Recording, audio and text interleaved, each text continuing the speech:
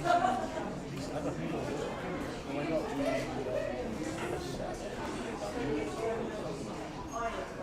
any songs for the next or? I think it's around my song. yeah. Oh, they're gonna do That's after the After the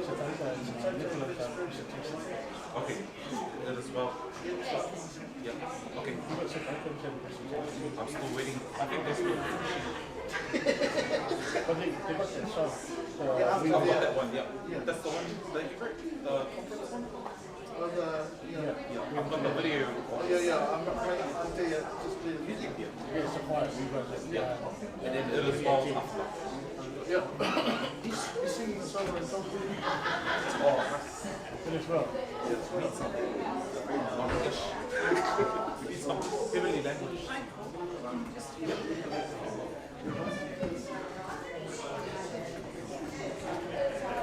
I only have the word for the English. Oh yeah. So, are you gonna sing like the common verse first, or switch to the? I'll just do that. I'll follow you. I'll follow him, and he'll follow you.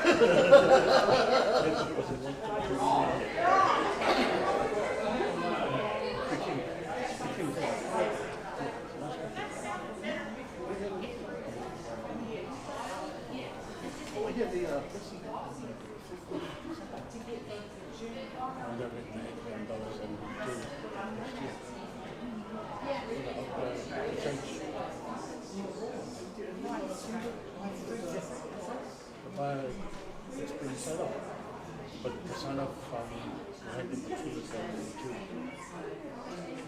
every girl, that's why they can buy them. And she's coming there. When they sold the album by hand.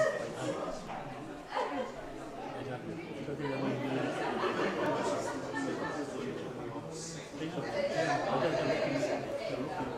they just need to go for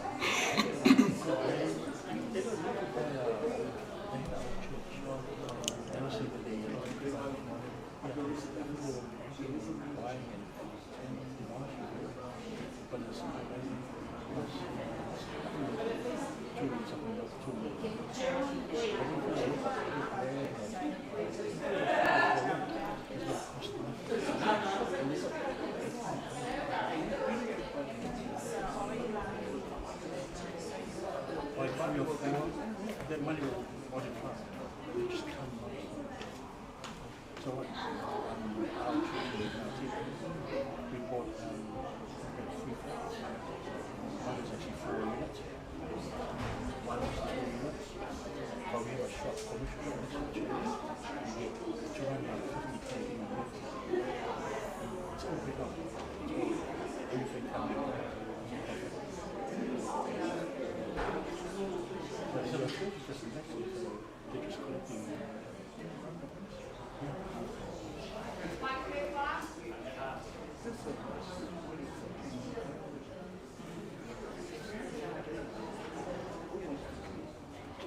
It eases up the people putting the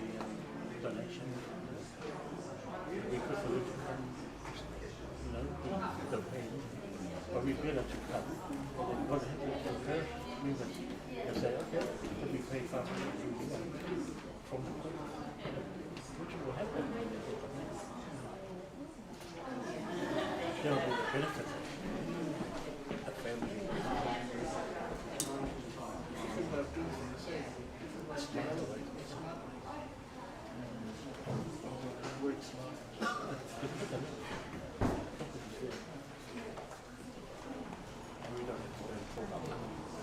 We don't have to go and talk up. We don't have to go and talk up. Just to go on the minute, they'll give $60 million.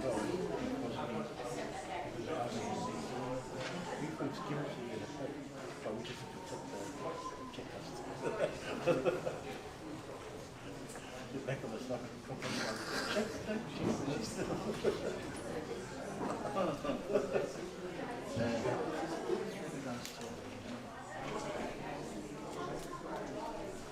Now, if you want me, I can connect you with Bruce Stone. I'll give you the card there. And I'll get connected to Bruce Stone and Rutledge. And then we can go from there. Once you hang of it, then I can knock off. And then you can ask me anything. But at least that's what we're doing. Put in some of this, give me a piece of this story. Then I'll come back. And then you can go 20 houses.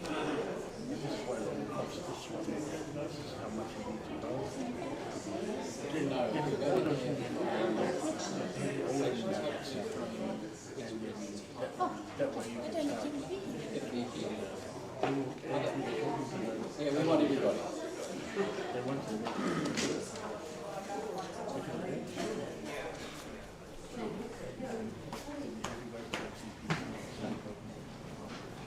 from there onwards.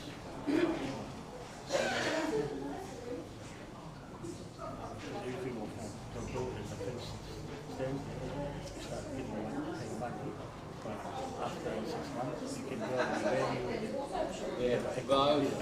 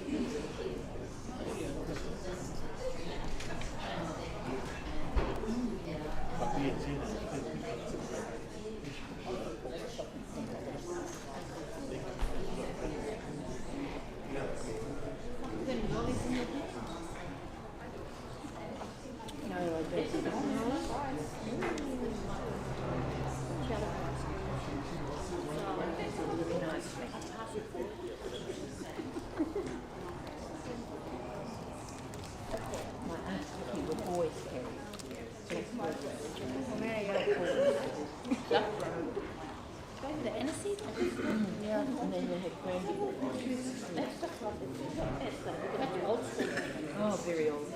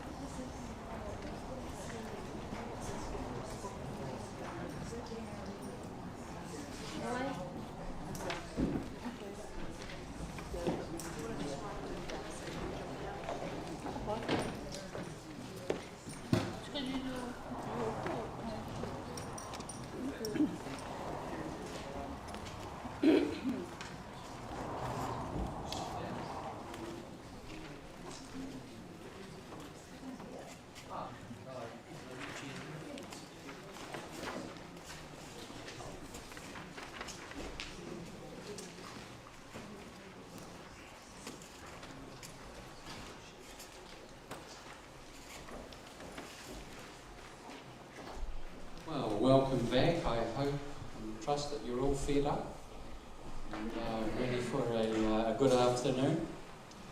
In a moment we're going to invite ex-President Taita and ex-Vice President Nicola to share some reflections. But before we do that, we're going to remind ourselves of how this started. Thank you, Michael.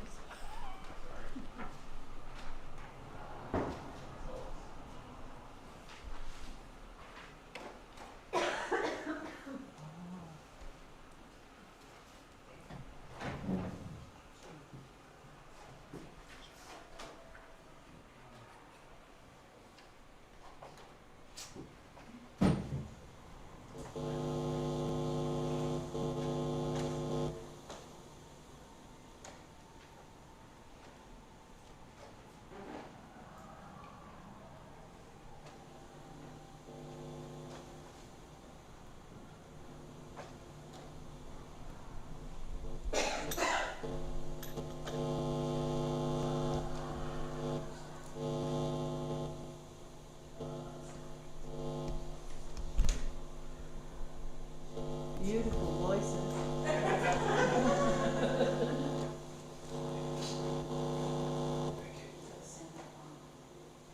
Bless their hearts. Oh, good morning.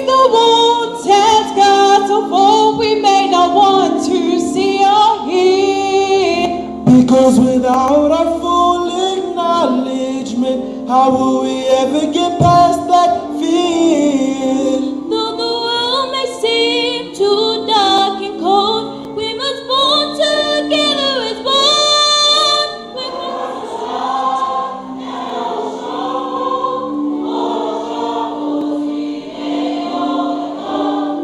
We ourselves together, broken heart. We know His and all His skills.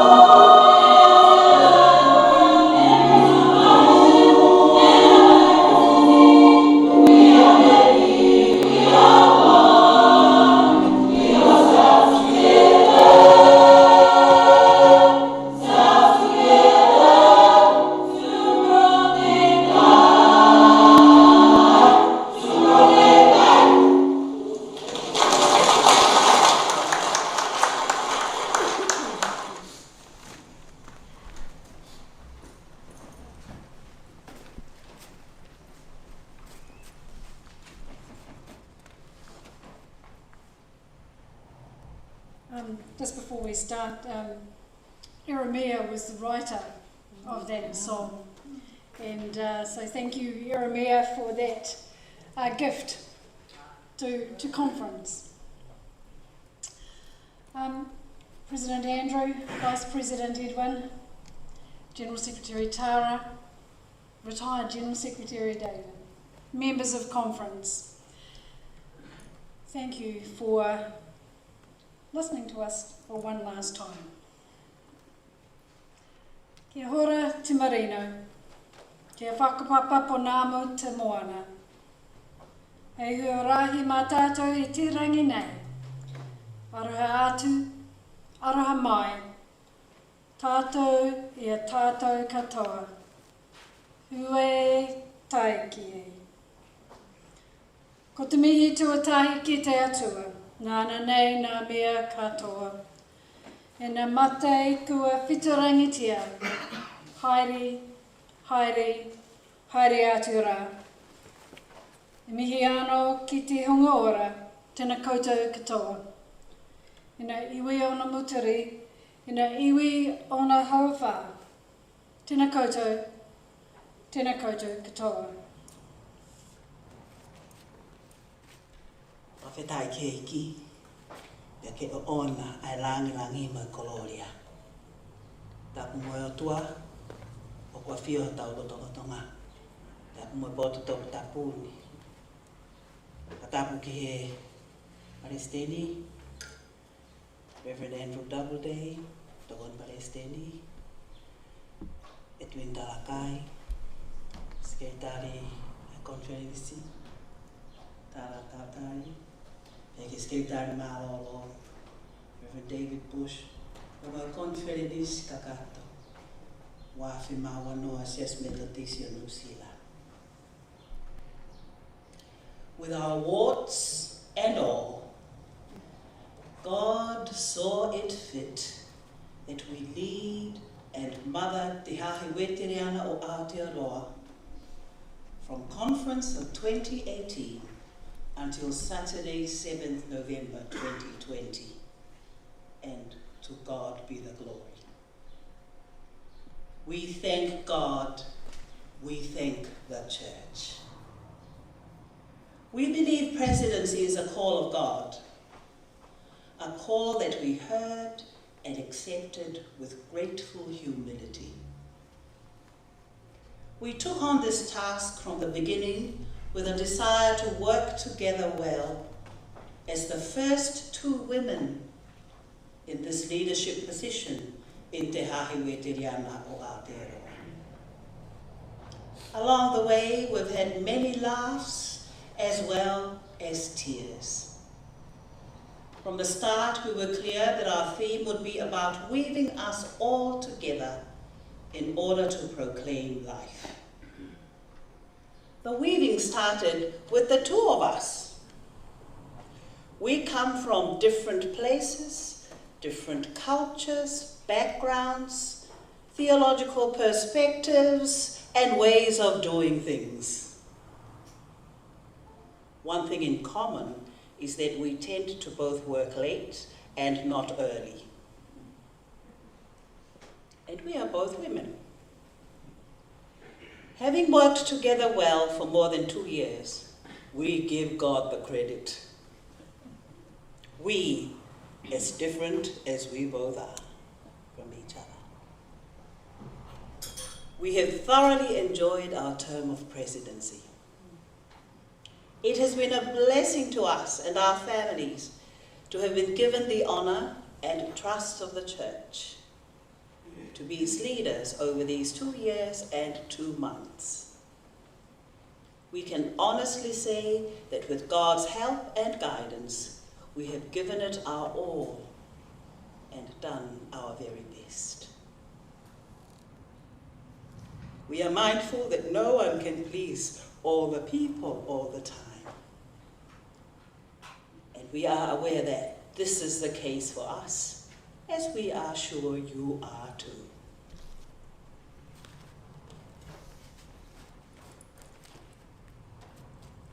During our term of office, we've faced challenges that have stretched us and taught us many lessons, not to mention having given us sleepless nights. We've had times of tears and toils, and there's been unexpected turns along the way. We've had to make some of the hardest decisions we've ever had to make in our lives. All the while, we have experienced God's presence, guidance, and love. We've celebrated some victories and God moments beyond our expectations and beyond the norms, whatever norms might mean now.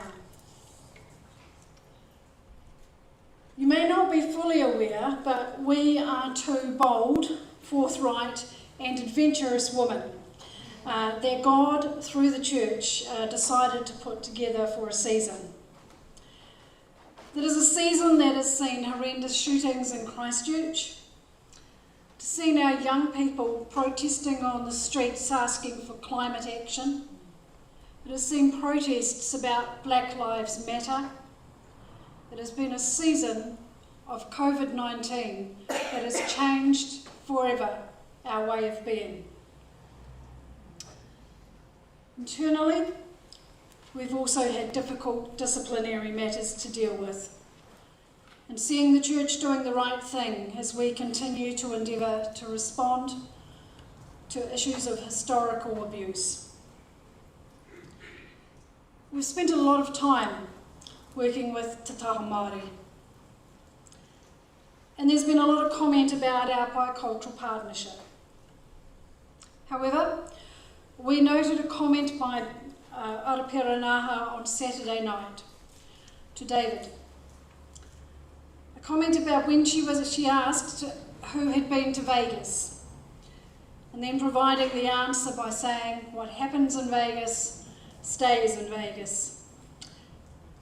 We are thereby applying that same answer, what happens in Te Taha Māori stays in Te Taha Māori, and we happily abide.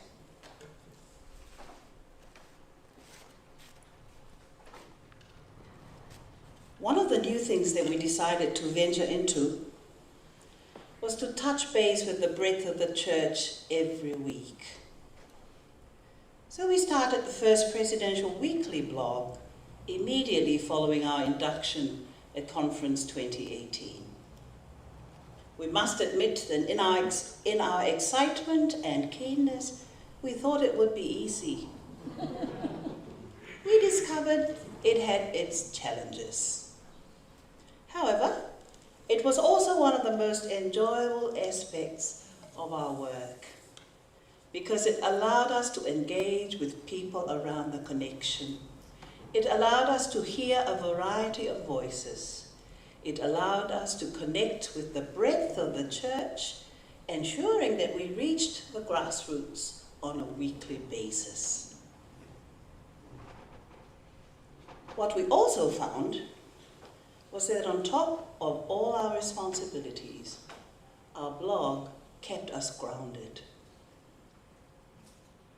To help us reflect over the last 2 years, we have gone through our weekly blogs to create a bit of a record of what has happened, where we have visited, the meetings and events we've attended, and other things we can remember.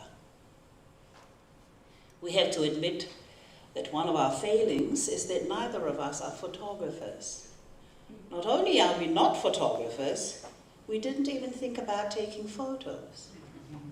However, we both have been given the gift of speech, and oh, how grateful are we. Our first blog topic was on excluded voices. We've managed to send out 93 blogs during our term of office. 83 people have contributed by writing a reflection when encouraged to let the church hear their voices. At the risk of leaving anyone out, contributions have come from young people and those not so young, presbyters, deacons, lay people, Maori, Pākehā, Tongan, Samoan, Fijian, South African, Zimbabwean, Sri Lankan, and Korean.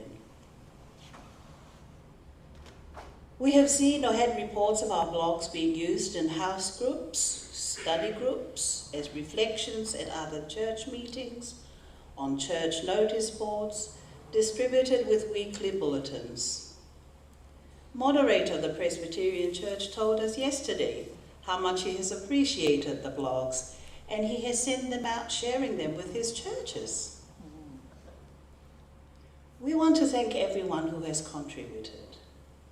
Your willingness to respond positively when you received a phone call or email, or we took you out for a coffee and then just randomly asked for a contribution. In whatever way you were asked, you have agreed, and your contribution has been valued by the whole church and beyond. Your voices have been heard. We also thank all the parishes and individuals who have ensured the blogs have been circulated far and wide, and those who have encouraged, have engaged with the blogs. Everywhere we've been, the blogs have been mentioned, and especially during the past weekend. The blog experience has highlighted our vision and aspiration contained in our theme, as we've heard sung, weaving us together to proclaim life. For te hahi weteriana mo Aotearoa. Of course, we have also attended many meetings, both here and overseas. Visited many parishes, attended funerals, made pastoral calls and visits. Most of our travel was during 2019. During 2020, Zoom has become our friend and lifeline. Many hours have been sitting in front of a computer screen. This year we've had new experiences like facilitating Te Wiwi strategy and stationing via Zoom, with everyone scattered around the country. With God's help, we've been able to make it work. We've learnt a lot, and we're confident that whatever is thrown at us as church, God will lead us through. As we said in our final blog reflection, our theme is not about eliminating differences, it is about love. Love is the only thing that can ever overcome division. Over and over again, Jesus tells us that. Love God, love your neighbour, love yourself, love your enemy. Our love for God, neighbour, self and enemy reveals our oneness. And the measure of our oneness, our God-likeness, is love. In love there may be differences, but there is no division. It is love alone, and only in and through love, that we can be woven together in the midst of our differences, and hence proclaim life. And that is what we leave with the current presidential team, and you, the church. And we will continue to prayerfully work with this thing as we journey forward in our own respective ministries.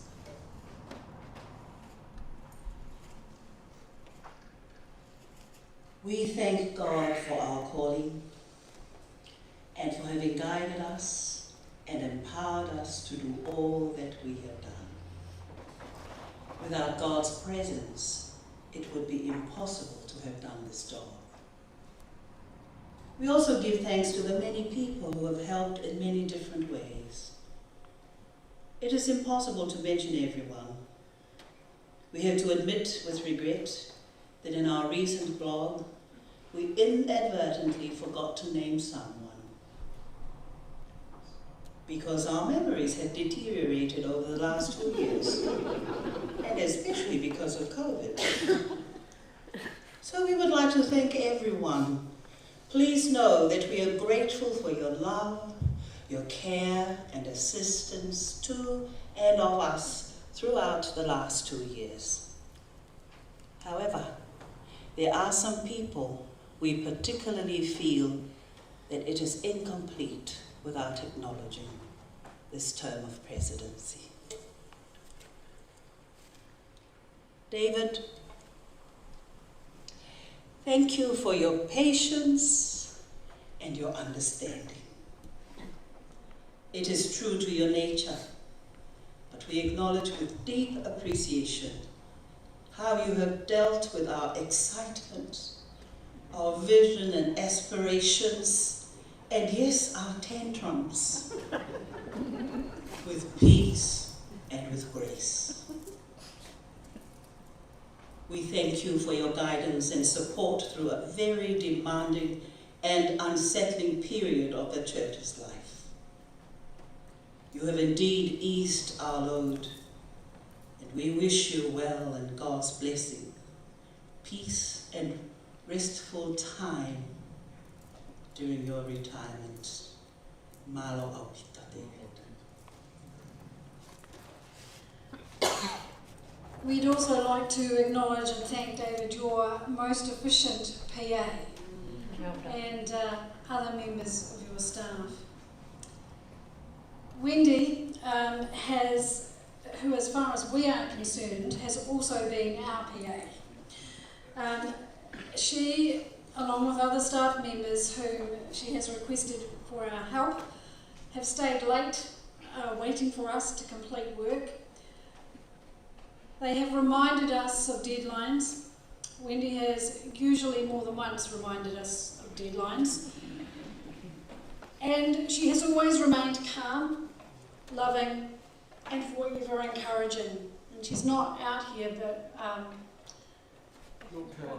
She printed this for us. Another person we'd like to acknowledge is Adi. Adi has the patience of a saint. She also has reminded us many times, waiting for our contribution. And all we can say is that Adi, we're sure that Andrew and Edwin will do much better than we've done. And to our beautiful chaplains, Te Aroha Roundtree and dear Reverend Jill Vandergeer. Thank you for saying yes to us so willingly not.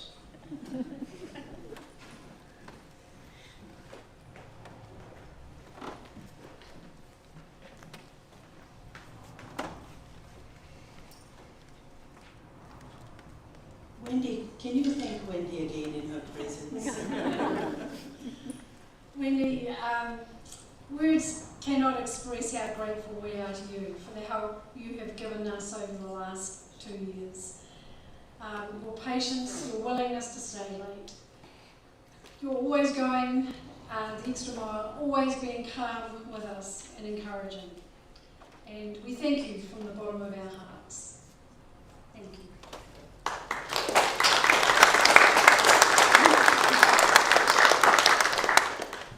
And to our chaplains, Reverend Jill Vandergeer and Te Aroha Roundtree. Thank you again for saying yes to us willingly. You have always been there for us. You've travelled this journey with us as part of a team of 4 die-hard women. There have been late nights, robust discussions, times of deep prayer and reflection, and always your love, your pastoral care, particularly when we felt down and so frustrated. You have worn some of this frustration graciously and always guided us with wisdom. Te Aroha, you have taught us well to be able to finish our term of presidency confident to claim our space alongside Tangata Whenua. And for that, we will forever be grateful. Jill, you have continued to sharpen our knowledge of church law and guided us so wisely, theologically, and for that we will forever be grateful. Thank you both from the bottom of our hearts.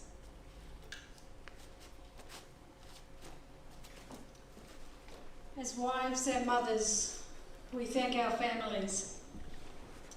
Micah and Peter, they have been our cooks, our cleaners, our laundry assistants, our harshest critics, our gentlemen in waiting, and always in love. We've been grateful for the love and encouragement from our children and grandchildren, even though we feel we have neglected their needs over the last 2 years. So to our husbands, Micah and Peter, to our children and grandchildren, Rebecca and Murray, Joe, Lupeeva, Gawain and Ethelea, Viliami and Charlotte, Daniela Avu and Cornelia and Lupeeva Jr., David, Mafi, Isaiah and Daniela. Thank you for your love, your support, and for being yourselves. And lastly, but not the least, President Andrew and Vice President Edwin, we will pray for you both every day. We will encourage you and support you and challenge you when we believe it is appropriate. But we have your backs, and our prayer and faith is God has your backs. We wish you well, and that you will have as much laughter and joy, and even more, that we have been blessed with in our term of leadership. Enjoy your term of office. God bless you, and God bless Te Hahiwe Te Riana o Aotearoa. O Whātawhau. Ngā mihi nui.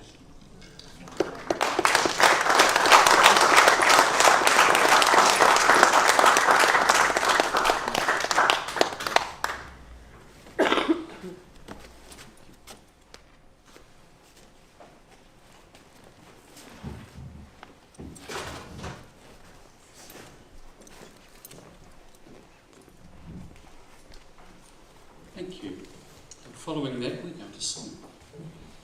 You need to stand up for this one.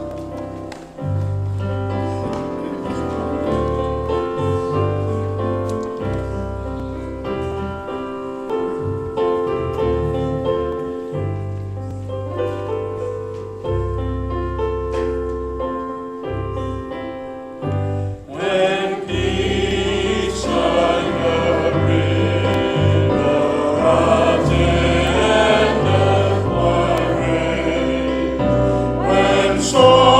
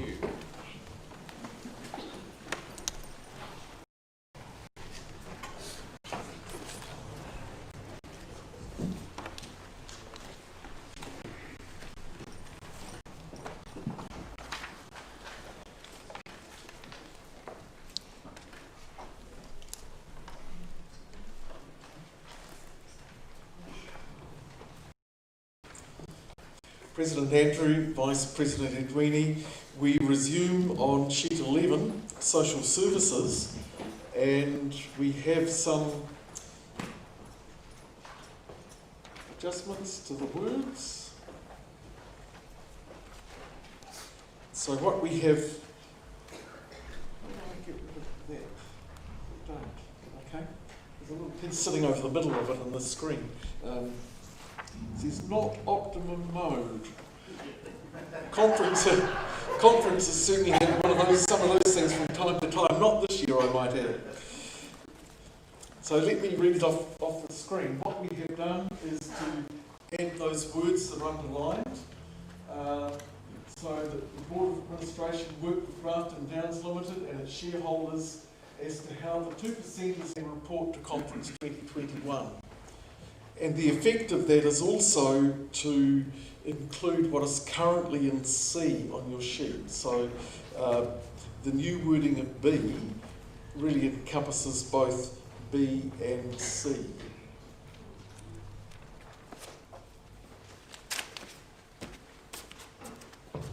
If I may, members of conference, add to affirms the statement made and agreed to in principle. Remember, it has not been recorded. So if we can say agreed to in principle at the conference 2016, etc., we can be happy with that. Are we all happy with this? Yes. Anybody unhappy? We have a decision of conference. Thank you, Catherine.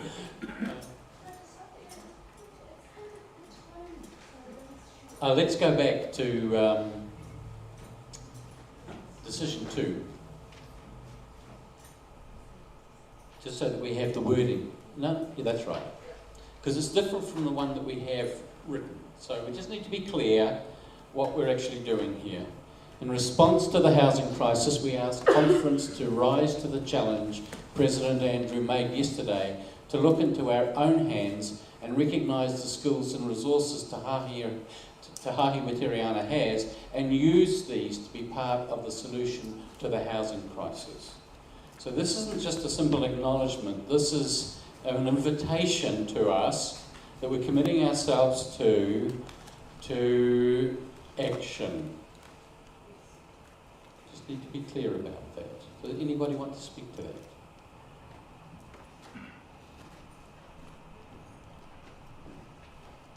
Ruby.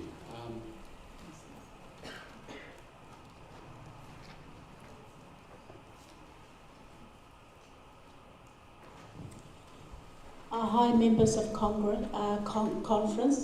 I guess I just wanted to say, President Andrew, where it says under number 2, President Andrew made yesterday, you probably need to have reference to what you said yesterday. Noted somewhere there. Thank you.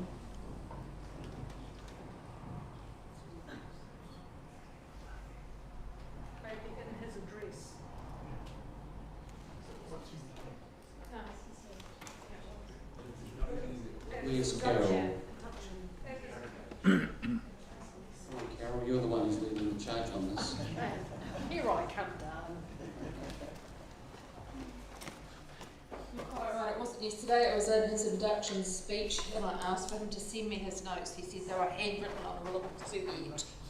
But I think if we put a challenge to Prince Andrew, just raise the bar.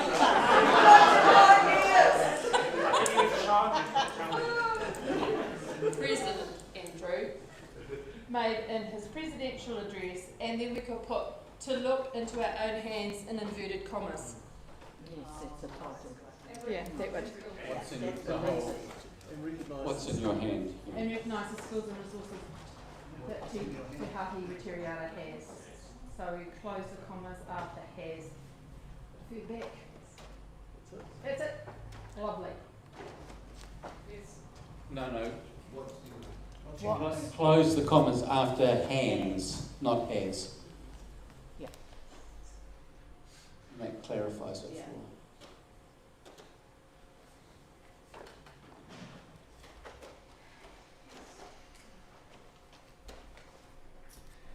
This could be one of those moments. I just want to warn you that the Alliance will come back to in years to come and saying, you made this commitment in 2020 and we've got a handout and we want you to deliver on it. So I'm fine with you doing that. I just need you to be clear that that's what could happen. All right?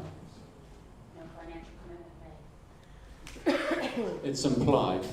I don't think we're going to come back with our hands out. I'm saying that we're actually asking you to, it's the whole word and deed really.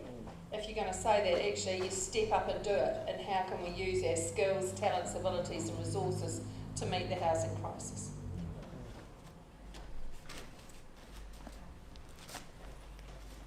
All right, is everybody happy with this?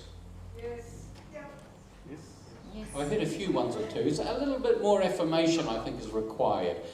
If you're content with it, how about we all stand up and say, this is a good thing?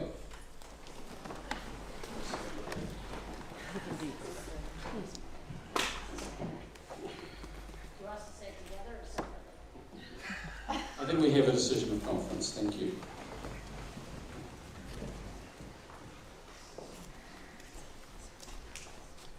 Just want to thank conference for their patience for us, giving the time to us to do these decisions. If we go for that through to that next one about the economic recession.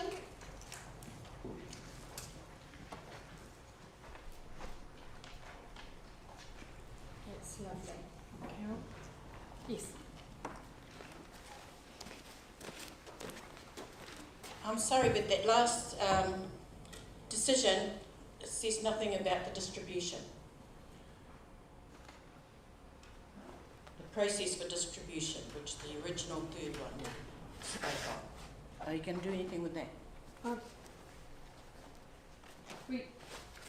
I think because we've asked the Board of Admin to work with Grafton Downs and report back to the next conference, I think we take that report and then work then on the process, because there is no immediate hurry. You happy with that? Does that make sense?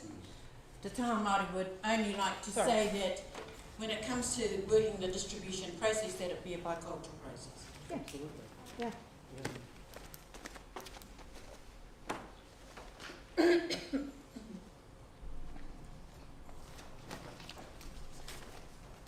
Thank you.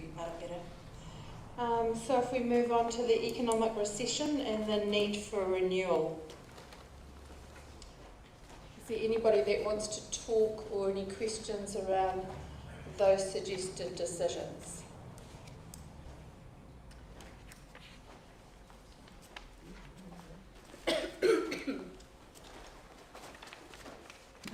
I have a question, only because we have a tendency to say it as church, as conference, rather easily, and yet put no structure or process or roadmap in place. So for example, when we say, we request that all parts of Te Hahi reflect on the following questions. My question is, how do we imagine that might happen? Do we have a process whereby we want to see it happen in a way that then shares the results amongst members?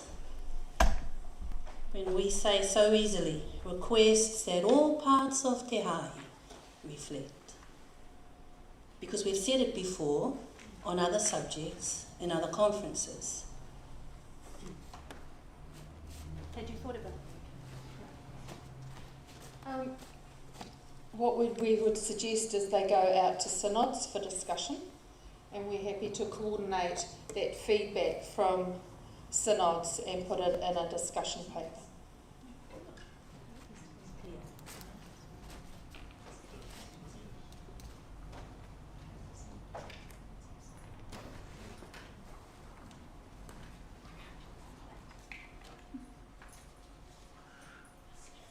We're okay with this? Conference, we prepared to make a decision on this, that this is our... We're prepared to make a decision that this is what our intent is? Yes?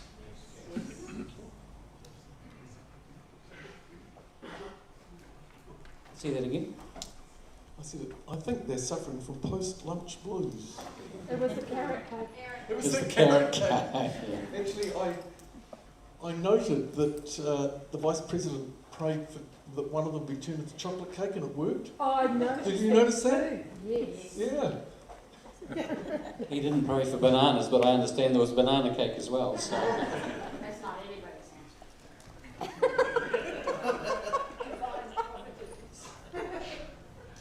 Right. I think we have a decision. Thank you. Thank you very much. We did the board first. Yeah, we did the board first. Thank you, friends. We move on to now sheet number 12, Mission and Ecumenical. And we ask Wisafili if you would be so kind to come and lead us through this.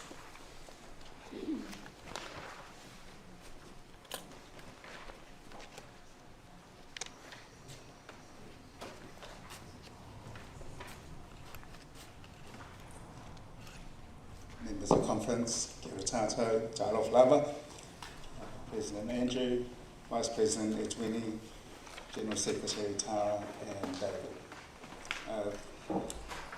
I'm here to report briefly on the conference question pertaining to Mission and Ecumenical, question 33A. What are the decisions of conference on matters relating to mission and ecumenical affairs? The report can be found on pages H1 to 6. I don't want to cover the report in detail, but want to note that if you are an avid follower of e-messenger, Mission and Ecumenical's work is constantly before you, so you will be aware of some of the work that has been done over the last 2 years on behalf of our church. The matters that I did want to highlight, firstly, because of the disruption to our work over the last couple of years, it has not been due to COVID-19. It has been to the changes in our directorship. And the Reverend Prince Devanandan was initially recommended for one of our connectional roles, which we were sad to see the Reverend's name go forward. Of course, that didn't happen. And then Reverend Prince returned to our work. And then finally, Reverend Prince resigned from the church. That was unfortunate from our point of view, because previous to that we had had a supply for 2 years when Reverend Prince was the president of our church. In the interim vacancies, we're grateful as a board that the Reverend Terry Ward was able to fill the 2-year supply period, and then in the interim of the resignation, Reverend Terry Ward again filled in for a few months. So that has been a difficult time for the board. The second matter I want to note in the report is that the work of Mission and Ecumenical Board has continued on your behalf to maintain the relationships to our partner churches in the Solomon Islands and in the church in Papua New Guinea, as well as enhancing and continuing our ecumenical relations with our ecumenical partners. And thirdly, I want to extend the thanks of the Mission Ecumenical Board to all those who contribute to the work of the Mission and Ecumenical Board. We thank the individuals, we thank the parishes, and we thank the organisations such as the Methodist Women's Fellowship for your generous and kind donations and contribution over many years to the work of the Mission and Ecumenical Board. The report is there for you to read. President Andrew, I want to move that the report be received. Thank you. Happy for the report to be received? Yes. Thank you. It's a decision of conference. Thank you. I want to take the decisions number 2, number 6 on block. But before I do that, I want to just note our gratitude to the Reverend Tony Franklin, who has taken up the interim role until our next director is appointed. I think I speak on behalf of the board to say that it wasn't our ideal position for us to come to this conference with an interim director. It was always our intention to follow the resignation of our previous director with a permanent appointment. However, circumstances beyond our control has meant that we have had to wait a little while, review some of the work we're doing, and engage in conversations with other parts of the church. And Tony has generously offered his services until the 4+4 process is put in place, and hopefully at next conference we will bring a name and a recommendation. So with that, we welcome Tony to our work. He has actually already started, but we wanted to ensure that the church is aware of the process and aware that Tony is now supporting the work of Mission and Ecumenical Board. So, President Andrew, I move decisions 2 to 6 on block. 2 and 6? Or all of them now, because you wanted to take the 3 out. You sound like you want to deal with them separately. No, I was just highlighting for the membership. So is it okay that we have decisions 2 to 6 on block? Yes. Yes, thank you. And we're happy to pass decisions 2 to 6? Yes. Thank you, that's the decision of conference. Thank you very much. Tony, can you just stand so you all can see? There's a hand, sorry. That's Tony Franklin. I really late with raising my hand because I wanted to talk about number 6. And you see, I read through the report here, and say, for example, H2, talking about the Helena Goldie Hospital, Goldie College, Kabanga, all these projects here. The New Zealand Methodist Women's Fellowships project. They initiated the project, and that has been ongoing for many years before it was picked up by the Mission and the Ecumenical. And I thank Mr. Philly for acknowledging the NZMWA and their contribution to this, but none of these is mentioned on the report. Not a single mention of the NZMWA. And that's why I raised my hand, because of number 6. With the new board, I believe that NZMWA should have a say in that, should have a representative in that. Because, and I stand for the rest of the New Zealand Methodist Women's Fellowship. This is something that we raised over the last conference to Prince. But I just want to say that, to mention that, because these are NZMWF project way before. And what I never said here, we are all witness to the work being undertaken by the NZMWF with Maori.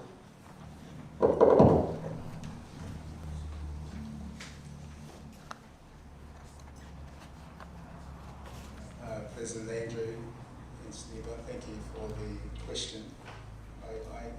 I can't speak for the board because we haven't met to discuss such questions, but I'm sure that the board will not be objecting to considering additional members of the board. I think there's usually something there where we can add names according to the President's endorsement or authority that perhaps the board can consider, and I'm sure they can. Can we add that to the resolution then in order to... I think that's generally a given, that any board, after conference is concluded, can, the process is you write to the General Secretary and ask that the President approve an additional member. You will include a CV or a reason why that you want to appoint that person. The other thing I would say, and I think this is partly Tavita raised it earlier today, is that our boards are not representatives boards. Our boards are skill-based boards. So when boards are looking for members, they're looking for people that bring particular skills. And almost certainly there will be people within Whāwhanua, within Women's Fellowship, who have those skills. But yeah, the President, at the request of the board, is able to appoint members during the year.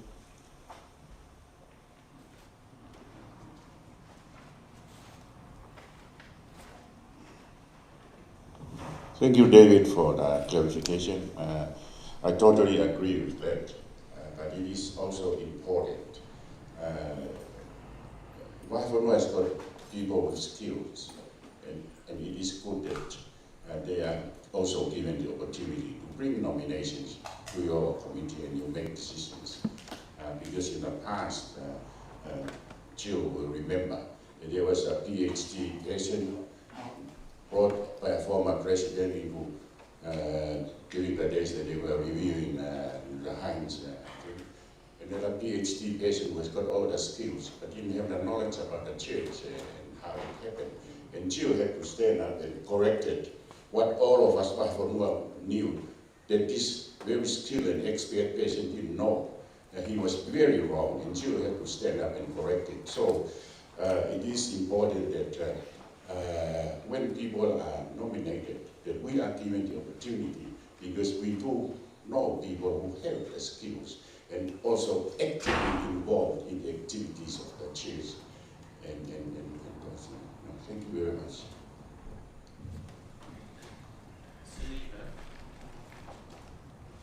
Are you happy that the board has heard your concern and that there's an implicit commitment to taking appropriate action in the not too distant future? Is that what I'm hearing?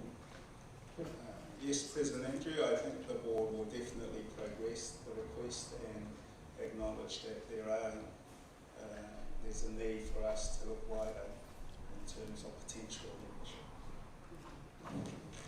Yes, thank you. I agree to that because every year we fundraise, and those are part of the project, and we commit our funds to it annually. And I'm sure with the vast majority of women in the whole country, we will find a special one for that committee. Thank you. Thank you. Alamane. You have one up front. Jill.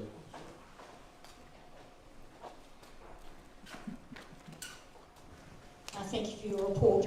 I'm just conscious that there's no report this year for Christian World Service, and so I'm just wondering if we can include as an additional decision of conference that conference affirms the ongoing work of Christian World Service, encourages the interim secretary, if that's your right name, Tony, to build relationships with Christian World Service and commends the Christmas appeal to the conference.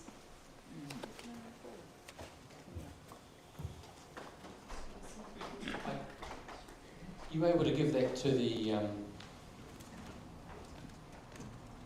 typing person? Are we okay with all of that? Are we ready to say yes to these decisions?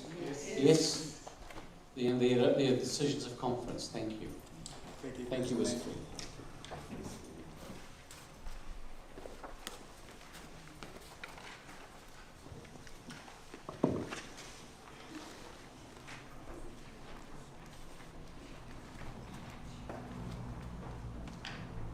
Thank you for that. We now move to sheet number 13, Communications and Organisations.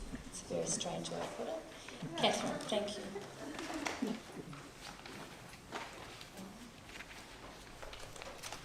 President Andrew, Vice President Attorney, General Secretaries, members of conference, Catherine Walters, Central South Island and Nelson Mobile West Coast Synod. I think the only thing I want to actually say that's not in the report is the amazing work that Addie does, and to recognise that, and her contribution to the actual board is tremendous. Also the work that Heather Fraser is now doing on behalf of the board has, we hope, will zhuzh up our website, make it more user-friendly, but also increases the capacity for local churches to do their work. So I'm really excited about that work that Heather is doing on our behalf. So, President Andrew, I move that the report be received.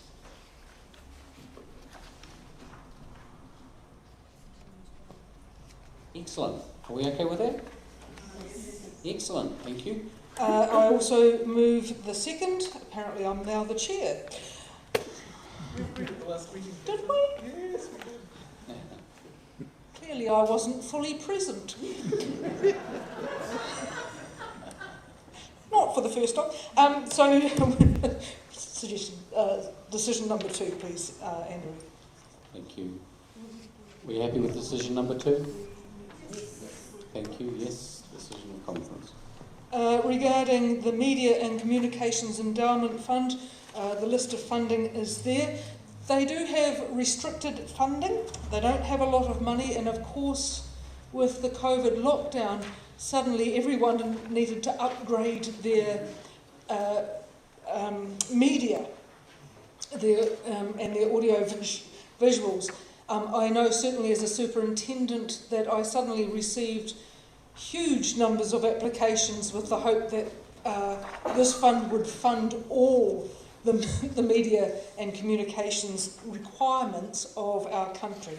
I think they've done a smashing job that would have been quite difficult with the number of applications that were there. So I just want to commend that.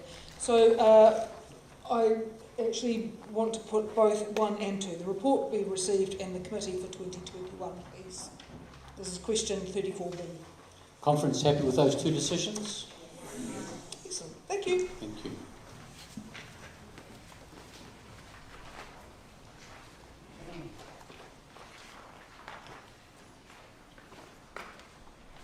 Members of conference, we move to sheet 14, social issues, and I'd ask Marion to come and help lead this. In fact, I think Marion and I, between us, would probably...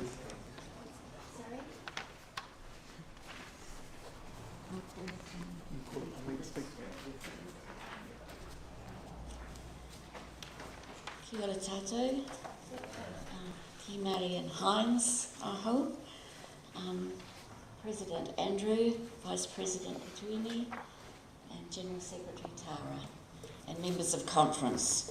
The Public Issues Network report you'll find on page J1, starting at J1, and the suggested decisions are on page 14.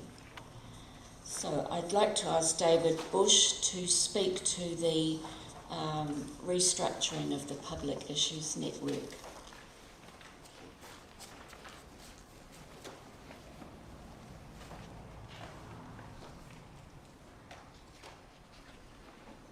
When the paid coordinator position for the Public Issues Network was put in place, it was funded 50% by the missions and 50% by the connectional budget.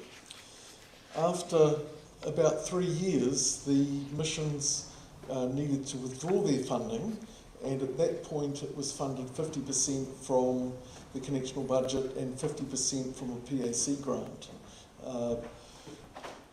When Council of Conference began reviewing the connectional budget, it was aware that the viability of the coordinator position was, it was difficult in terms that it always relied upon a grant being available to be able to fund that position, and that the connectional budget itself was under severe stress.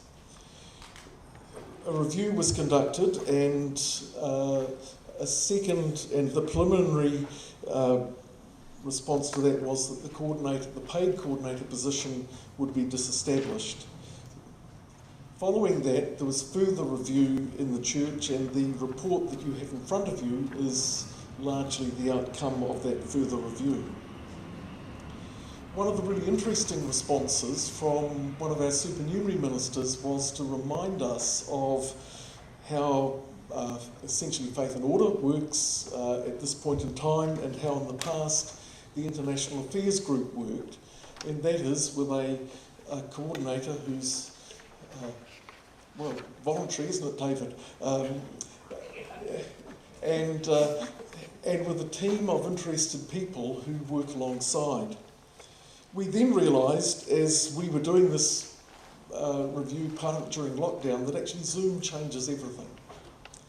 That a group of interested people, for example, looking at issues, say, around water, could be located from Kaitaia to Riverton, from Wellington to Wanganui, and furthermore you could do it in the depths of winter from your own home, in front of the warmth of the fire or the air conditioning unit. And that the work of public issues is in fact a work that can and indeed must happen in the grassroots of the church. The other thing that we realised was that there were groups that were already doing this that were actually not included in the PIN umbrella. So Methodist Alliance, Trinity College, and the Interchurch Bioethics Group. And so part of the church's response to social issues is in fact coordinating the work that we're doing and not duplicating it.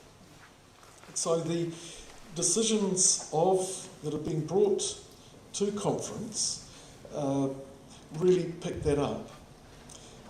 It's interesting that we do not need to change anything in the law book to implement this, because the law book actually,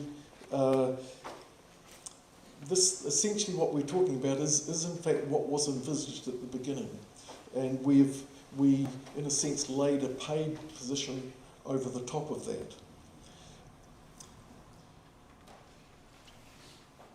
You'll see there in suggested decision 4 that the coordinating group be charged with consulting with the Alliance, Trinity College and Interchurch Bioethics Council to ensure the best use of resources, but also to ensure that as a church we are giving opportunity for people to engage in this important work. I would like to suggest that we have a 6th decision, and that is that the conference thanks the Reverend Dr. Bexanne Martin for her skilled and passionate advocacy of social issues as public network coordinator over the last, I think it's 10 years, or was it 12, but I'll check the number of years. So President Andrew, I would like to move suggested decision 1, and then the other decisions 2 to 6 en bloc. All right, decision 1, the report is received. Conference happy with that? Decisions 2 through to 6 to be received en bloc, or is the discussion?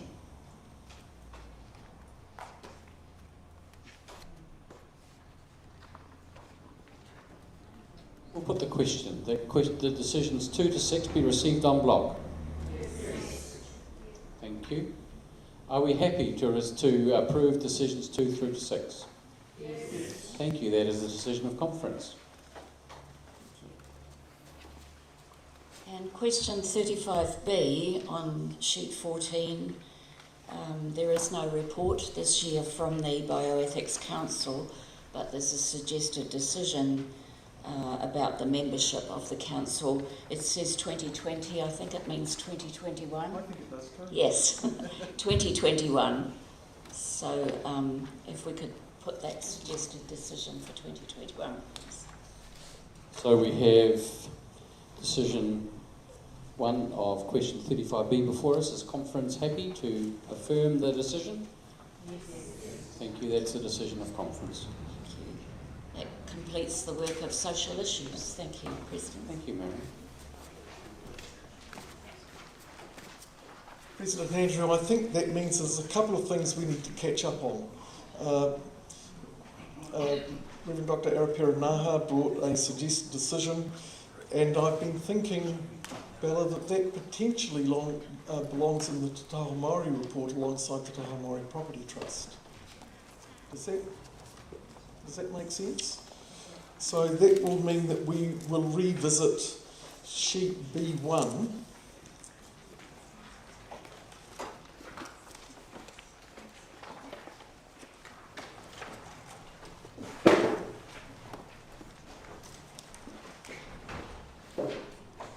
And we'll invite, have you got the wording?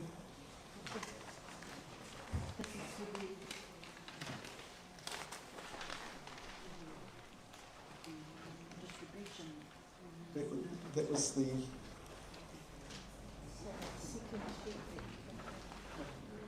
That was about the priority given to building of Wesley College.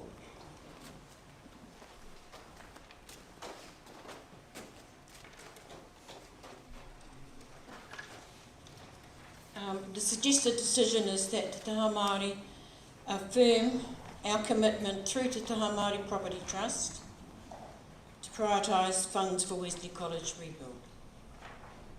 That one.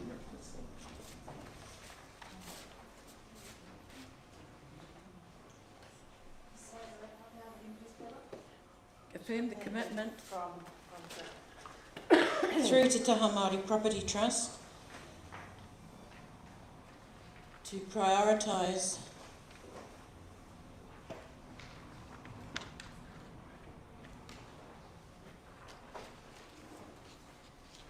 funds for the Wesley College rebuild.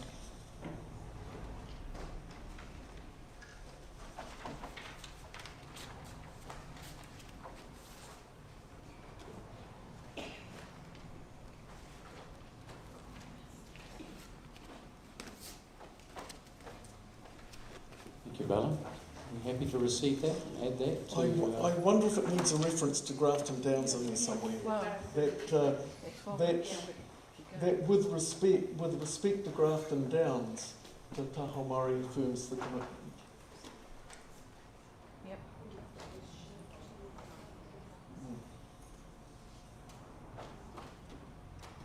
And certainly in the shareholder meetings, this is something that Te Taho Māori has consistently shared with the other shareholders.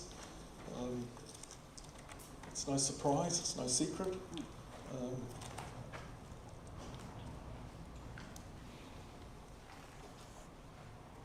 Are we ready now to affirm decision 6 there, added to the Te Taho Māori report?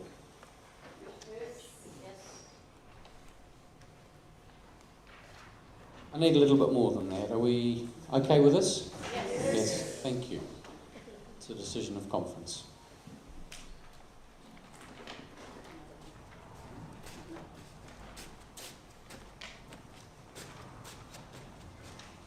President Andrew, Vice President Edwin, members of conference, I come up and have to confess to have been particularly remiss in that in the Board of Admin suggested decisions we did not acknowledge the service of David Bush. I know. I'm taking it. I deserve it. I guess it's hard to imagine that he's actually going to go. So, in my defense, well, I don't have a defense, never mind. It's pure denial. Exactly. I'm in denial. So if we could perhaps add a suggested decision 9 for the Board of Admin to thank David Bush. Have a look at the screen. Conference thanks. Oh, I'm looking around. That's it. Yeah, there we go. Thanks, Reverend David Bush, for his, yes, keep going. You're doing great.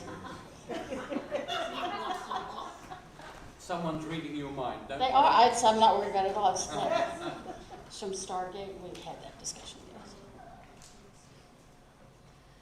Well done, typist. Yes. Mind melt. Perfect. So please, can we stand and affirm this well-deserved recognition?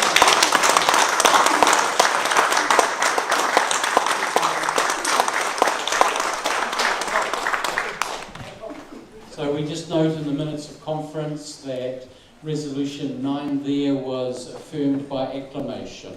Thank you.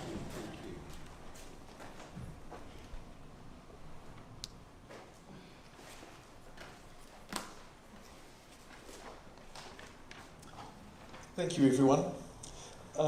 Report that B2 Tawiwi, that Reverend C.C. Fapole reported there was no report. I believe that means that we have considered all of the business apart from sheet 15. Now, sheet 17 you've got there is a summary of all of the appointments. President, can I ask a question? Can we say why Tawiwi does not have a report? Because I'm sure there's a reason to it, and not just say there's no report from Tawiwi. Well, groups were not required to have a report. Yes, that's what I mean. Can we yes. add that to the statement? Okay, and yes. not just say Tawiwi. They didn't have one, yes. Thank you. That's a given. And there's a number of places in the agenda where it says no report. Groups were not required to have a report, and if they didn't have anything in particular they wanted to report, then they didn't have to do so. Tara, would you like to come and stand next to me? Sheet 15 is the report of the General Secretary. Oh. So you better come. It's all you. Yeah. So, sheet 15 is where the General Secretary reports some of the key things about the functioning of the life of the Church in the next 12 months. And there's a couple of things that are important in here. You'll note that the President-elect and Vice President-elect will be determined at conference next year. Notes the legal advisor or advisors, Ruby Manakia-Shompel and Maria Dew QC. Then there's the list of the superintendents, and there are a number of superintendents here, I think, who are new and or are retiring. So when we come to Waikato Wairiki and we see that Margaret, Alison and Viv are going to be working together, we know that the corollary of that is that Susan is stepping down. And it would be remiss of conference, Susan, not to record your, I think, fantastic service as a Synod Superintendent.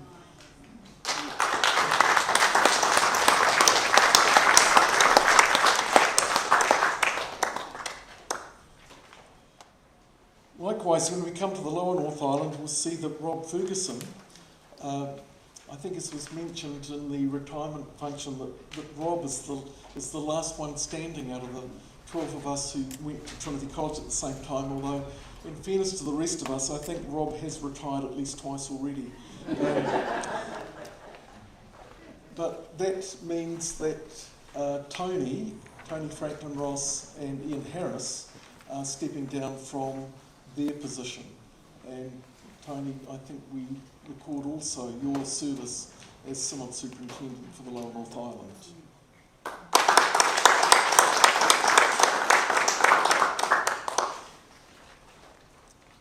In Otago Southland, we note that Peter Taylor is no longer the co-superintendent. I think Peter's pleased about that. And we welcome David into the role, and likewise we record thanks And we welcome Rachel into the role. and Rachel. Yes, because Peter was the superintendent.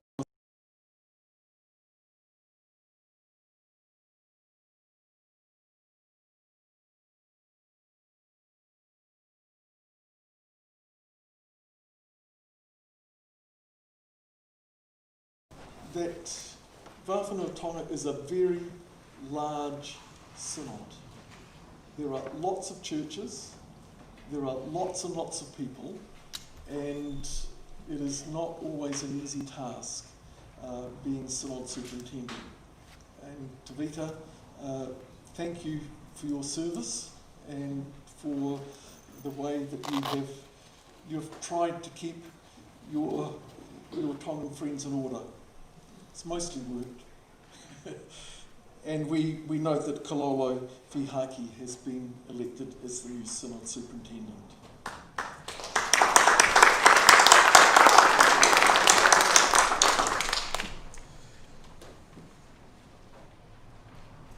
When we come to question 40, Before we move off that, which pundit was our legal advisor, it would be good if we could acknowledge his long years of service in Central. yes, Andrew is correct. Richard Cunliffe first worked with the church in about 1998, was it, Jill?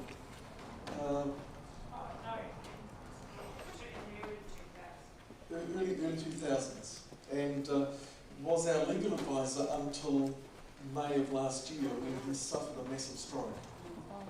In fact, he was in a coma for nearly a month, and I think most of us thought that might well be it.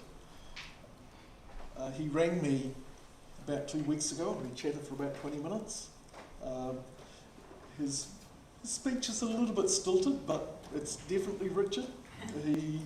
His mental faculties are completely unaffected, but physically he does have some disability.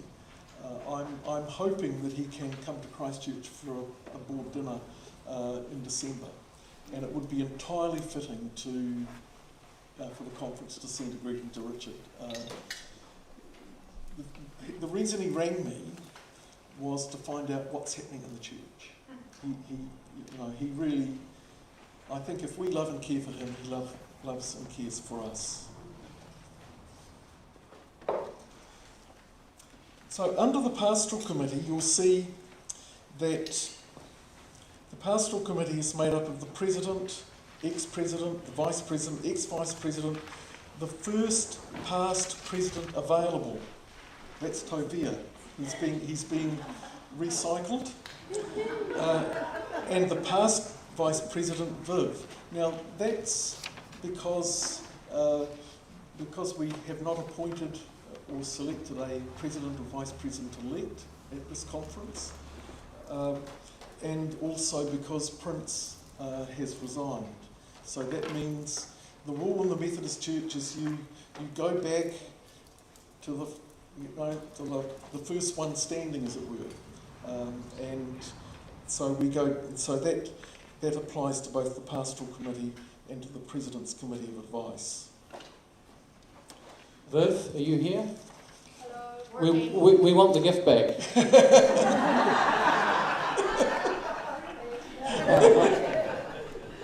It's too nice to give back.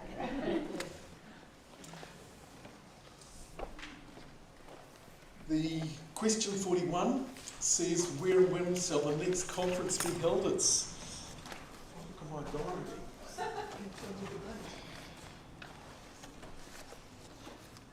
Conference will be held in Wellington, beginning on Saturday the 20th of November and concluding on Wednesday the 24th of November. And we haven't got a date yet, but the conference the year after will be in Kerikeri to celebrate the bicentenary of the Wesleyan Mission. So you need to put that in your thinking caps as well, that there will be conference next year to replace this small conference, and also 2022 in Kerikeri.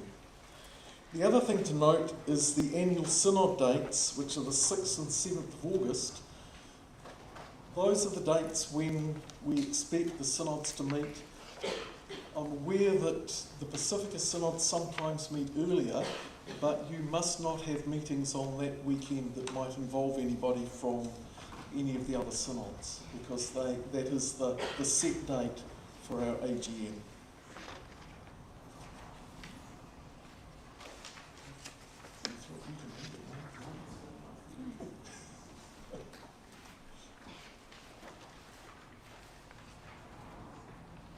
So with those words, we would now move sheet number 15 and the questions therein.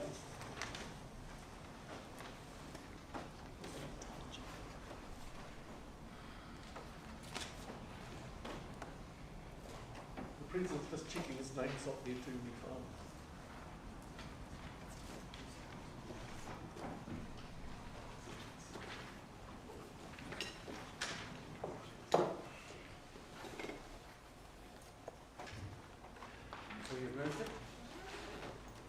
Yes, I had.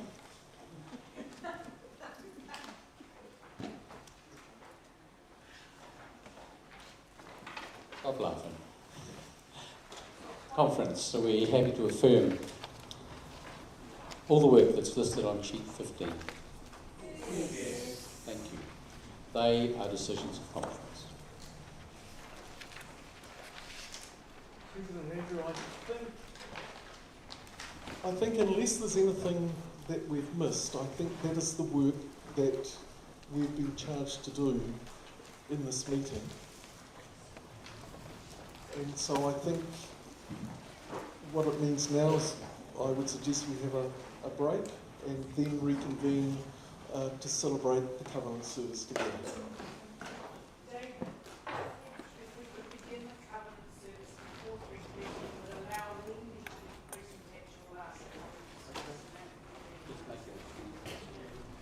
Okay, let's give ourselves 15 minutes to get a drink and go to the bathroom or whatever it is we need, and we're back here at around 20 past to begin.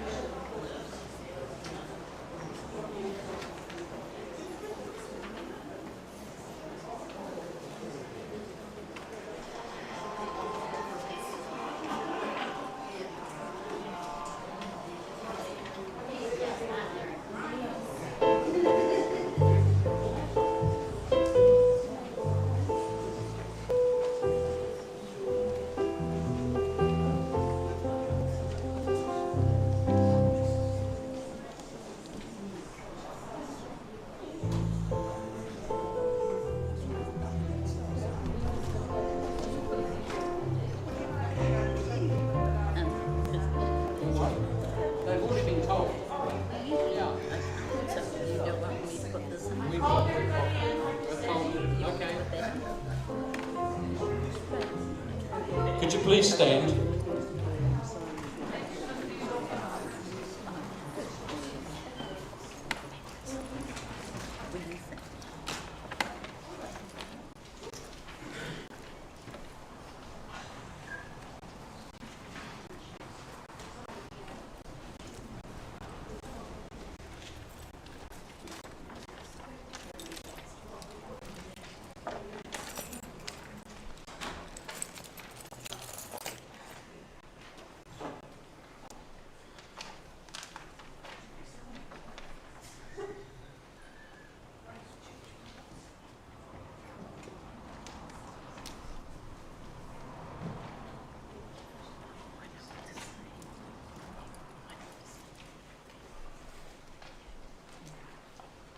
Whakapaengia, te atua, e whakamine ne ia tātou.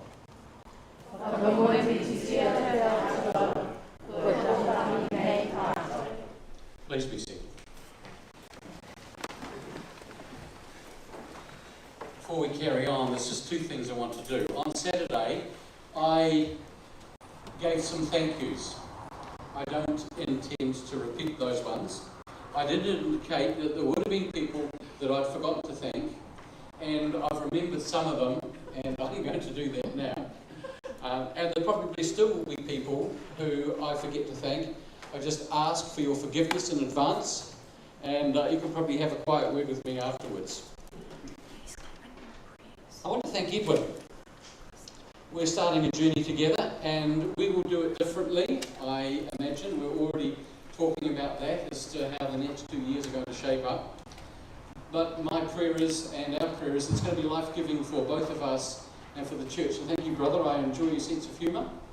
And at first he told me that he was going to be my bodyguard. I wasn't quite sure why I needed one, but it may prove to be the case. So God bless you, brother. I also, I particularly want to thank Iramia, who's provided all the music. And at short notice, this is the ones that I'm about to talk about. In fact, have been short notice people. Really kind of last minute as we were scrabbling to look at how we were going to make this thing happen. The same is true for Michael. It's great to have safe pairs of hands.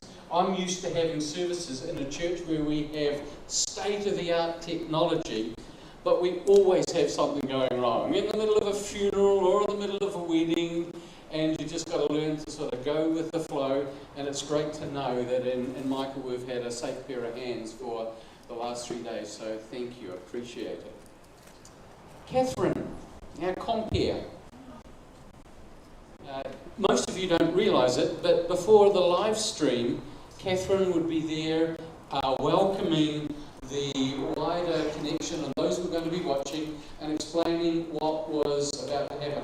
Also, at very short notice, I asked you about a week ago, didn't I? It was 2 days before we got 2 days before we got here, but she has stepped in and I'm very grateful.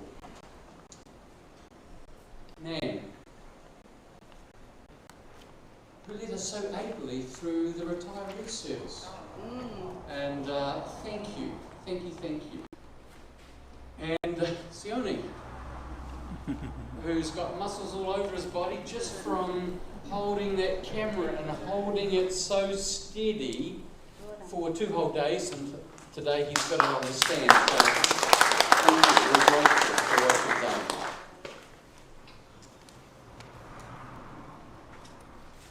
Now, as I said, there are probably others that we haven't thanked in one way or another. Forgive me.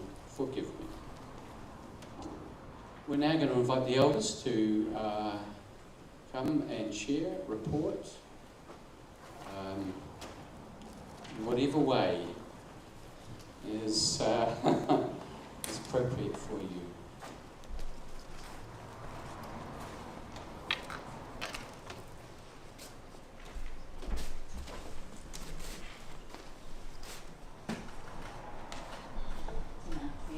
President Andrew, Tēnā koe, Vice President Edwin, Tēnā koe to General Secretary Tara, Me koe o ki David, koe o koe, ke reira.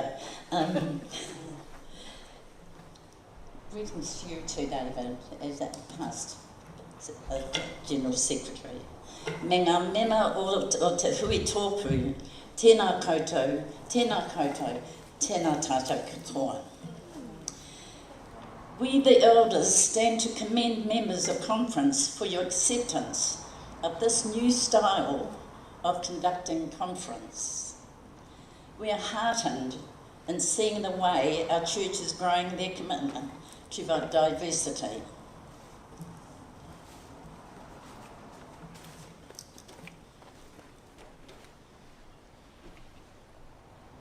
I have a confession to make, Prince Andrew, President Andrew. At the beginning of the session this morning, having discussion, what was all about? I jumped up and spoke. I preached the protocol of being an elder. Yes. So my apology, your worship. I don't know how many of us would have noticed. I don't know how many of us here remember that this year is the 37th anniversary of our bicultural journey. If not all, most of you know that in 1983, at its annual conference held in Takapuna Conference declared its commitment to biculturalism. Coincidentally, that was my very first conference. As you can imagine, a brand new, handsome delegate from Lower Hutt who enter into that kind of a volatile environment with all the tension between delegates and people was evident. A lot of yelling, a lot of finger pointing during the business with regards to bicultural journey. During the discussion, when the speakers of the Pacifica descendants raised their views and opinions in their oppositions to the idea of bicultural journey. One of the Maori queer stood up and yelled from the other side of the hall, saying, of the church, as you're saying, if you don't want to be part of the bicultural journey, go back to where you come from. I went home after that conference. I said to God in prayer, is this the right church for me to belong? I don't want to be involved in all this confrontation, etc., etc. Through the whisper of some of my dear Pākehā mothers in Pitone and elders of the Pitone who assisted me, saying, stay put, open your eyes, see, listen and learn. And that's what I did. I'm glad I listened to my helpers and those elders I miss dearly, even up to now. Sweet Teo, Reverend Sweet Teo was minister there. She knows those people. They were very supportive. Brothers and sisters, what I'm saying is, we have come a long way. And I would like to commend you, President and Vice Presidents, the worship leaders over the weekend, who led our worships over the weekend, compare now and then. I'm sure Jill will agree with me. Those days, lucky if you have 1 or 2% of the order of service in Te Reo Maori. These days, it's almost 80% or even 90% that we have Te Reo in Te Reo. And the way that the leaders pronounce Te Reo during those services was amazing. Can we put our hand together for the worship leaders? Even the chaplains. It was amazing. This was the first time I ever hear Susan talking in Te Reo. She spoke even better than our new secretary in Te Reo. She speaks.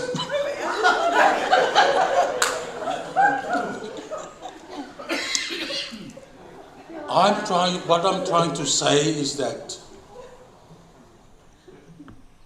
I thank God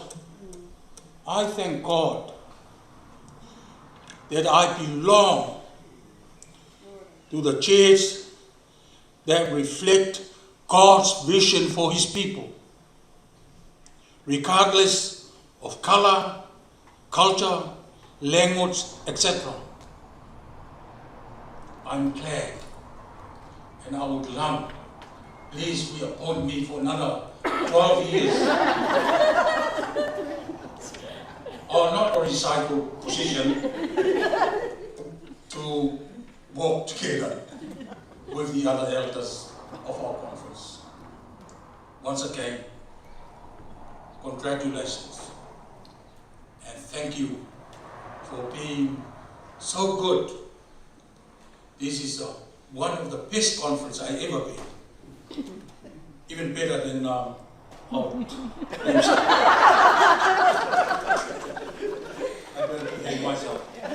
We ask you to please keep in your prayers our new presidential team, General Secretary, newly ordained, our parishes, synods, rohe, and throughout the country living in this COVID environment. Thank you.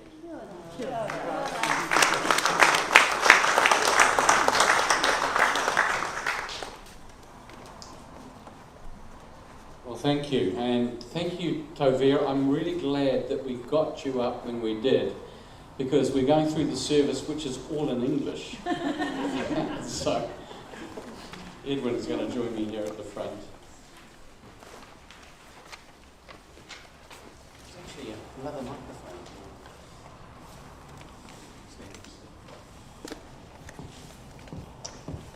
We opened this conference with a pōwhiri.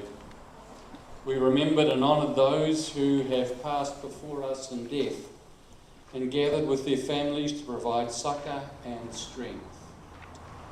We inducted a new presidential team, and we're reminded that we have been uniquely gifted as both a movement and individuals with the gospel to meet the need of our day, to speak a word in season to our generation.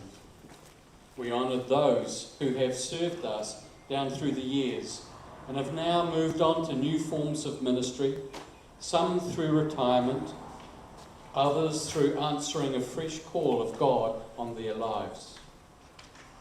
We received into full connection those committing themselves to the discipline of the ordained ministry within Te Hāhi o Retiana o Aotearoa. And we ordained with the laying on of hands those found by the church ready to exercise the specific ministry of word, sacrament, and pastoral care among us. We celebrated with them that they are being woven together into our life to proclaim life to ongoing generations. We inducted a new General Secretary, the first from Te Taha Maori, demonstrating that our bicultural relationship continues to be central to who we are and will inform our future as we move further into it, bringing a new level of wholeness, balance and prophetic edge to our common life. We constituted our business sessions with a reminder that each one of us matter, each have a part to play, each have a unique mix of gifts and energies, and that without each of us offering our unique contribution, we are all the poorer. And we finish our conference affirming that this church is God's church. Our ministry is God's ministry. Our lives are ultimately in God's hand, and we find the fullest expression of whose we are by trusting the whole back to serve God's purpose. Let us recommit ourselves to work of God as we sing together these hymns.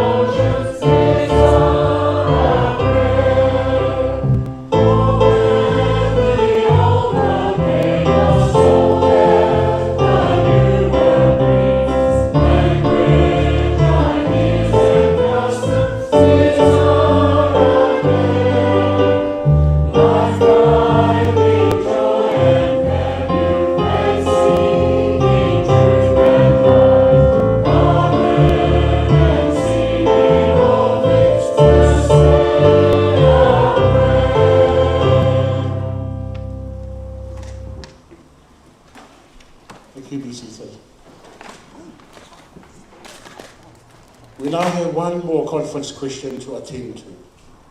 Conference question number 25, January 3rd. What is God saying to us now?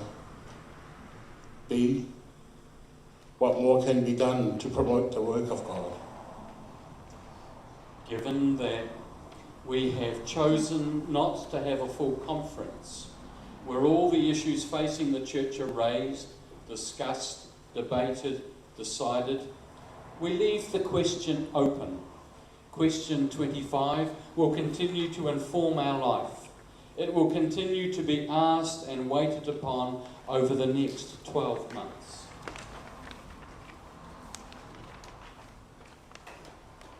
What is God saying to us now, and what more can be done to promote the work of God? We will engage with these questions informed by the further questions.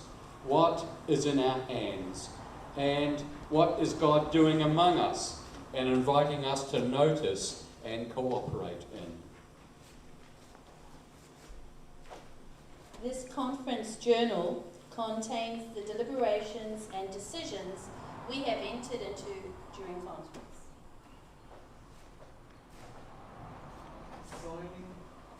This journal takes commitment to incorporate our conference deliberations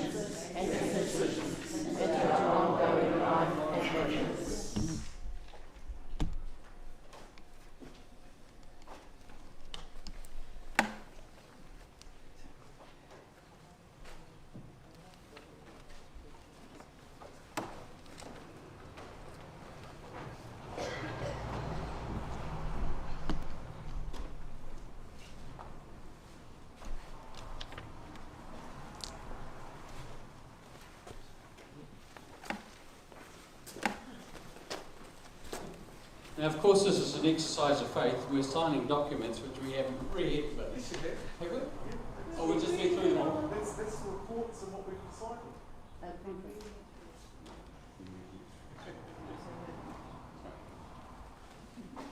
Suitably chastened, I return to the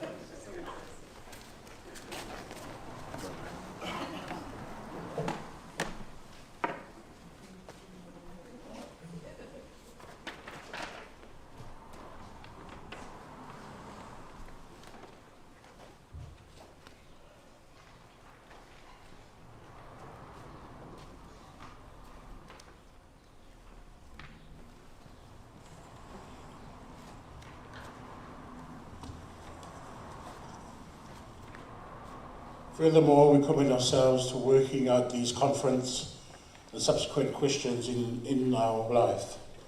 With these words of Scripture ringing in our ears and hearts, Ephesians chapter 4, verse 3, make every effort to keep the unity of the Spirit through the bond of peace. There is one body and one Spirit, just as you were called to one hope when you were called one Lord, one faith, one baptism, one God and Father of all, who is over all and through all and in all. And to each one of us, grace has been given as Christ apportioned it. We now move into our final act of worship as we share together in reaffirming the covenant. In covenant, God chose Israel to be a servant people.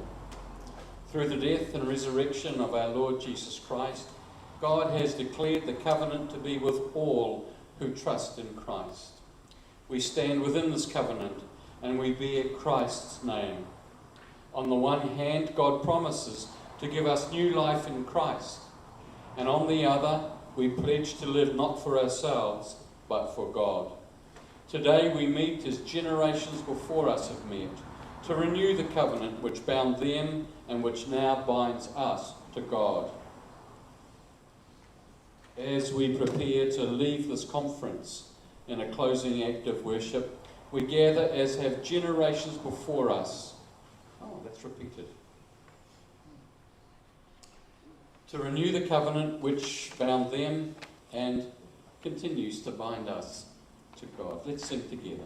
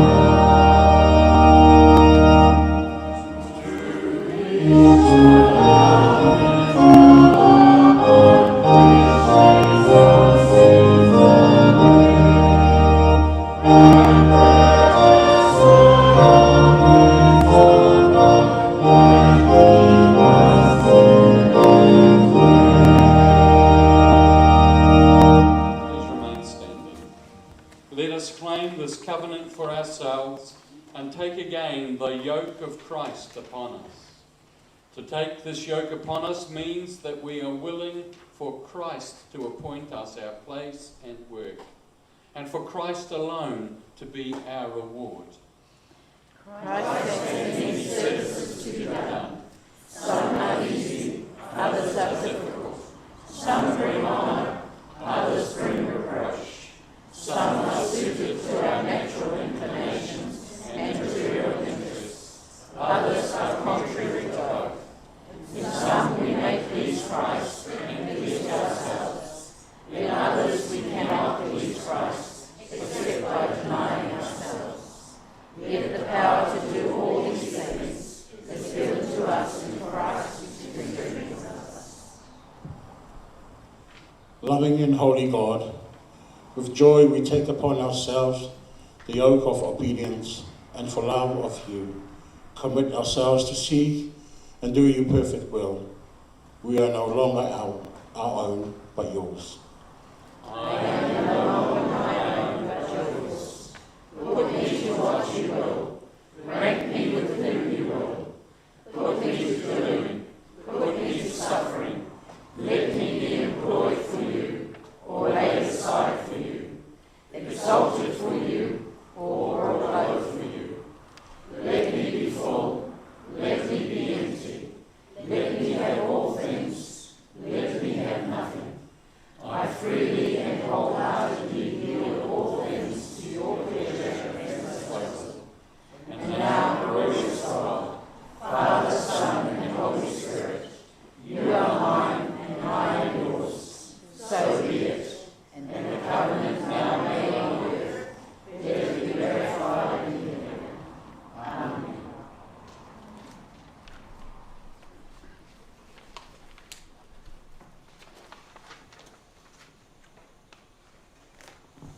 Let us pray.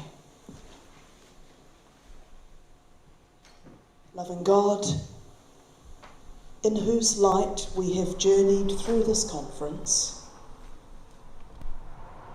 kindle in our hearts a flame of love that may burn within us as we travel home, giving light to others. In Christ's name we pray. Amen. Jesus doesn't guarantee us easy lives. He invites us to take up our cross and follow him, while promising that he will never leave us nor forsake us. As we leave this conference, let us be open to the challenges that will face us. Let us put our hand into the hand of the one who will never let us go. And let us face the future with faith, hope, and love. Amen. Mater Maria.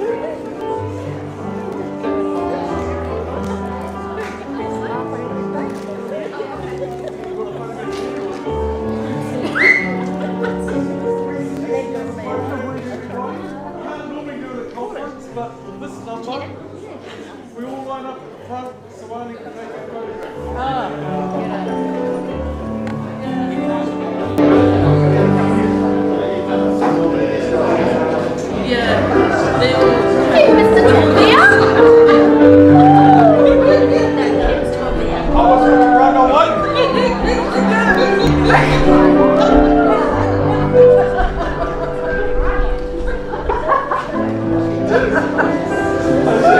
I was feeling that burn. And I looked at Susan and she had fear in her eyes. Thank you for your words that have helped. Thank you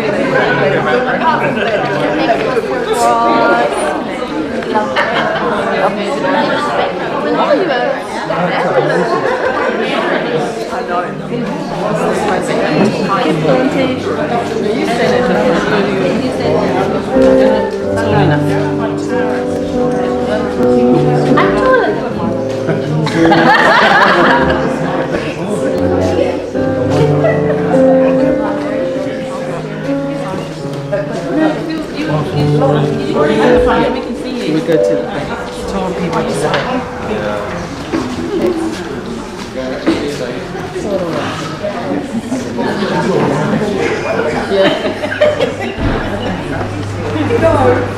Are you right? You're saying best speaker?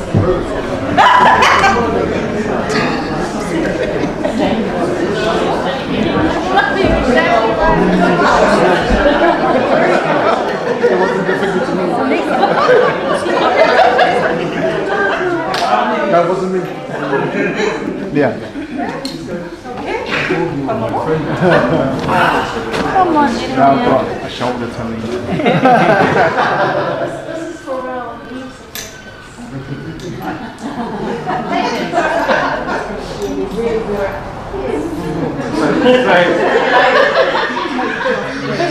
Straight. Actually, this is a show in my Christmas show. Wish you were here.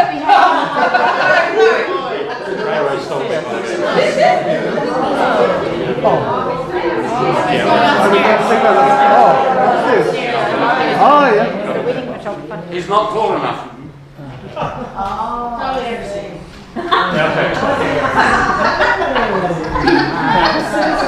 Look this way.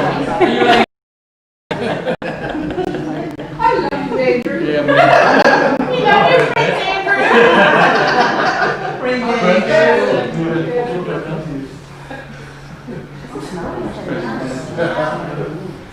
Okay, guys, I'm ready. At 1, 2, 3, then I'll take 4 photos. Okay. 1, 2, 3. No. 2, 3, and give me.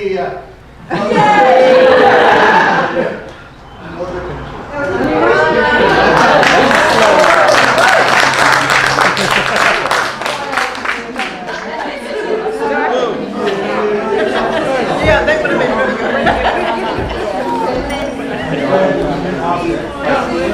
Yeah, been with us. Yep.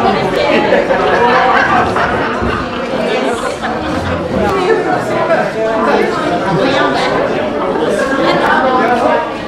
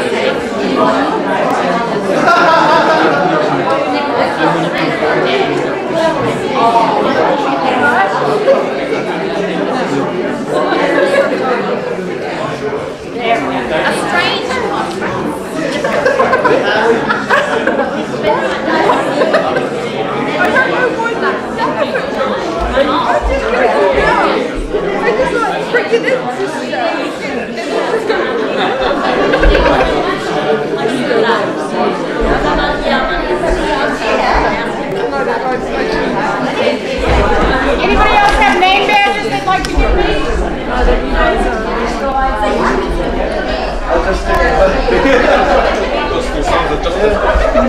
Will we have a